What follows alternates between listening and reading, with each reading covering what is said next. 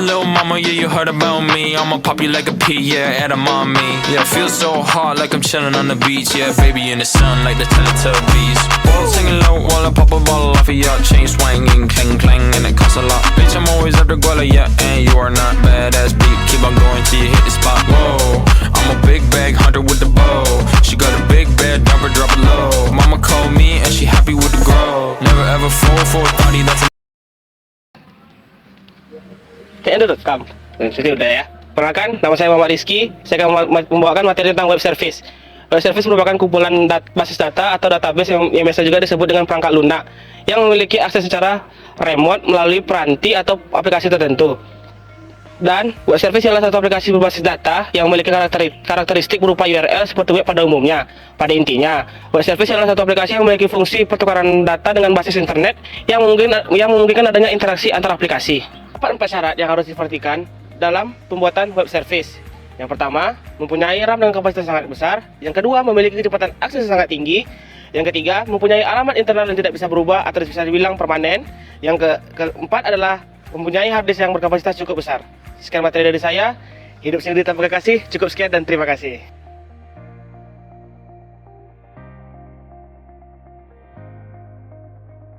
Saya Triwandari Junitasari mendapatkan bagian mengenai pengenalan FTP, Telnet, IRC, dan VoIP.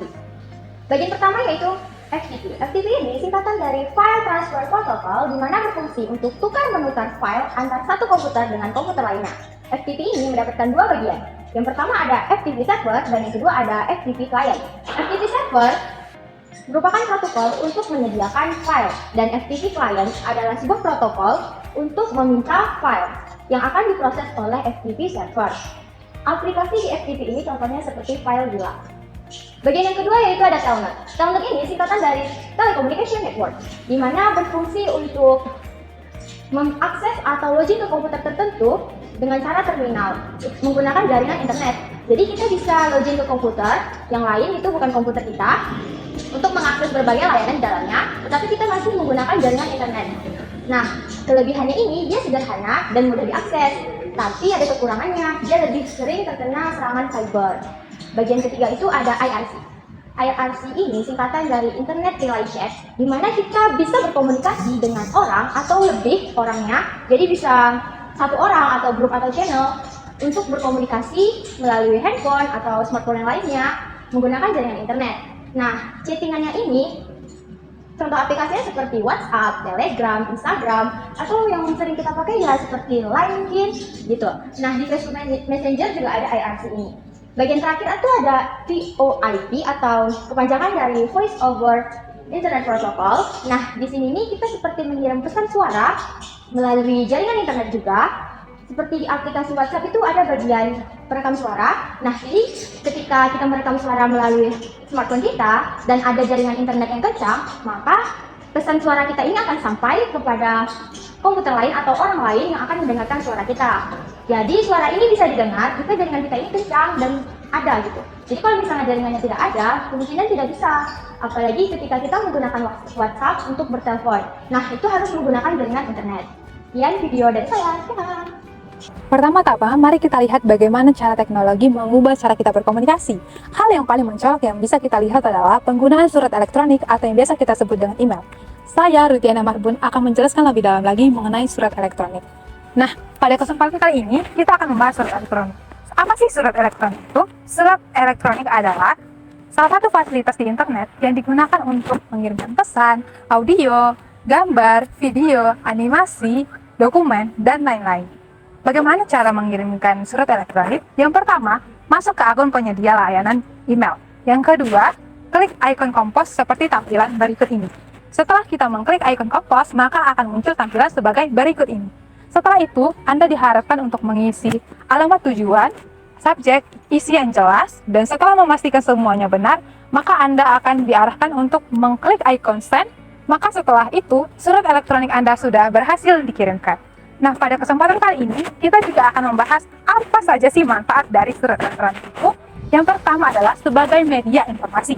Yang kedua, sebagai media komunikasi. Kita saat ini hidup di era teknologi ini membutuhkan teknologi yang cepat, bukan? Nah, ini merupakan salah satu manfaat dari penggunaan surat. Yang ketiga adalah sebagai media promosi, baik itu jasa, produk, dan lain-lain. Dan yang terakhir adalah sebagai identitas kita di internet. Sini. Masih salah, di sini. Halo semua, perkenalkan nama aku Tiffany. Aku akan membahas mengenai materi pengenalan WWW. Teman-teman pasti udah pada nggak asing kan kalau dengar kata WWW. Apa sih WWW itu? Jadi, WWW merupakan singkatan dari World Wide Web. WWW merupakan jaringan global yang digunakan untuk mengakses dokumen maupun informasi menggunakan jaringan internet. Nah, jadi WWW biasa kita sebut dengan web. Nah, web ini merupakan jaringan yang sangat kita butuhkan di era digital sekarang ini. Setelah itu, kita akan membahas mengenai dampak positif dari penggunaan WWW. Pertama, memudahkan kita dalam melakukan komunikasi. Kedua, memudahkan kita dalam mengakses informasi apa yang ingin kita cari. Ketiga, memudahkan kita dalam melakukan pekerjaan jarak jauh. Dan keempat, adanya kesempatan untuk melakukan bisnis online. Selain dampak positif dari WWW juga memiliki dampak negatif, yaitu resiko terhadap keamanan cyber dan juga keamanan privasi. Yang kedua, adanya penyebaran berita palsu yang dapat merugikan banyak orang. Yang ketiga, dengan adanya WWW ini membuat seseorang dapat berbuat hal-hal yang buruk seperti dengan menyebarkan konten yang tidak baik. Setelah itu, kita akan membahas mengenai perbedaan WWW dan juga HTTP. Jadi, secara sederhana, perbedaan WWW dan HTTP adalah WWW merupakan apa yang kita akses, sedangkan HTTP adalah bagaimana data tersebut dikirimkan di antara klien dan juga server. Nama saya Aurel Otama. Sekarang saya akan menjelaskan tentang materi IP address. IP address atau biasa yang disebut Internet Protocol merupakan suatu identitas yang sudah ada dari komputer. Fungsi dari IP address ini sendiri sebagai network ataupun sebagai penghubung antar pengguna ataupun komputer. Terdapat dua jenis IP address, yaitu ada IP privat dan IP public. IP privat biasanya menggunakan IP statis yang berfungsi untuk menghubungkan secara lokal, seperti contohnya gedung-gedung dan lain-lain. Kalau untuk IP publik sendiri, itu menggunakan IP dinamis yang digunakan untuk menghubungkan di berbagai dunia. Kelas dalam IP address. Untuk kelas A dari 0 hingga 127. Untuk kelas B dari 128 hingga 191. Untuk kelas C mulai dari 192 hingga 223. Untuk kelas D 224 hingga 239 dan kelas E 240 hingga 255. Saya Muhammad Suryaja dari kelompok 3. Saya akan menyampaikan materi tentang internet yang memiliki 4 submateri. Yang pertama, sejarah internet. Internet pertama kali dibuat oleh Advanced Research Project Agency yang disingkat APRA pada tahun 1969.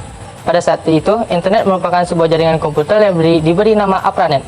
Yang kedua, definisi internet. Internet merupakan kependekan dari Interconnected Network yang memiliki definisi jaringan komputer yang terhubung secara global, seperti website, email, file sharing, web application, dan lain sebagainya.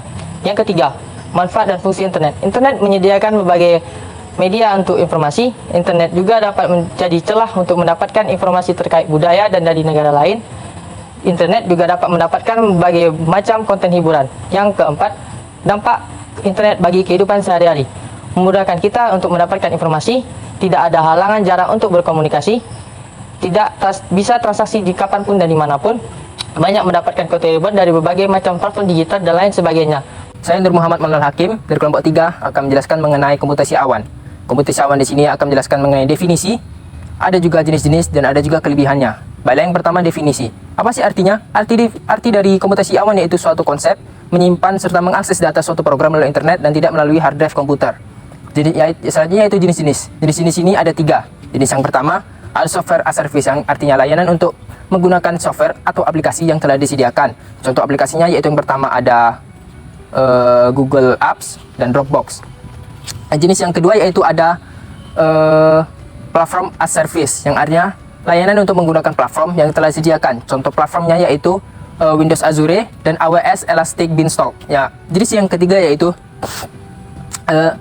infrastruktur as service, yang artinya layanan untuk menggunakan infrastruktur yang telah disediakan. Contoh infrastruktur yaitu Google Compute Engine. Materi selanjutnya yaitu tentang kelebihan. Kelebihan di sini ada banyak. Kelebihan dari komputasi yang pertama yaitu ada skalabilitas, yang artinya dapat menambah kapasitas penyimpanan data. Yang kedua yaitu aksesibilitas, yang artinya dapat diakses dimanapun dan kapanpun, tetapi dengan cara harus terkoneksi dengan internet. Yang ketiga yaitu keamanan. Data yang disimpan pada komputasi awan ini terjamin keamanannya. Yang keempat yaitu ada kreasi, dan yang kelima yaitu ada kecemasan.